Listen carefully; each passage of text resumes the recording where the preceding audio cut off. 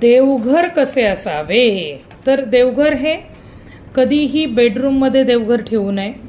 देवघरामध्ये double एकाच देवाची double मूर्ती म्हणजे 2 गणपती, 2 अन्नपूर्णा, 2 देवी, सेम सेम मूर्ती असं कधीही असू नये.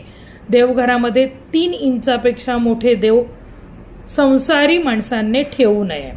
त्याचप्रमाणे सकाळी तुपाचा दिवा, सायंकाळी तेलाचा दिवा जरूर लावावा. घरामध्ये ज्या वेळेला संसारी माणसांनी उदबत्ती लावताना कधीही विषम संख्येमध्ये उदबत्ती लावावी.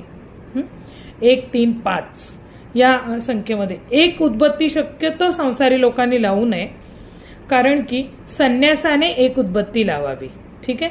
मुळामध्ये उदबत्तीला बांबू असतो, त्यामुळे आपल्या संस्कृतीमध्ये उदबत्ती लावणं सर्वतः चुकीचं आहे. पण ठीक आहे, तुम्ही आता लावताच आहात तर मग ह्या गोष्टी लक्षात ठेवा.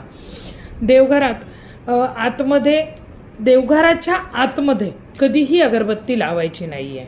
तुम्ही बाहेर लावा, तुळशीजवळ लावा, चालते. अगदी देवघरात लावू नये. देवावरती सुगंधाचा असा अत्याचार करू नये. त्याचप्रमाणे देवघराला कधीही कळस नसावा. ह्या गोष्टी लक्षात ठेवा.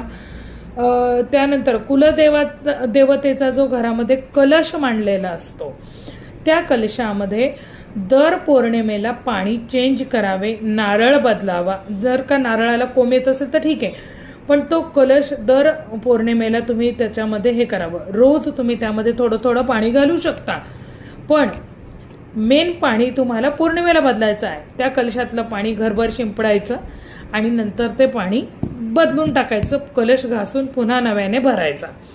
ह्या गोष्टी लक्षात ठेवा. देवांची पूजा कधीही सकाळी 11च्या नंतर करू नका. ती पूजा मान्य होत नाही.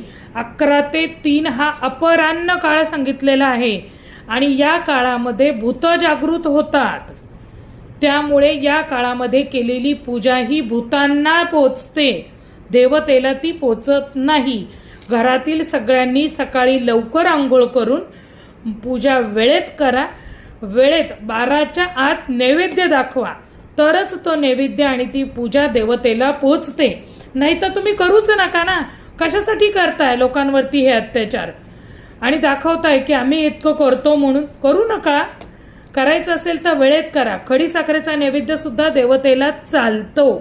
त्यामुळे जेवण नाही बनलं तरी खडी साखरेचा किंवा दूध साखरेचा दाखवा, म्हणजे तुमची पूजा झाली. ठीक आहे.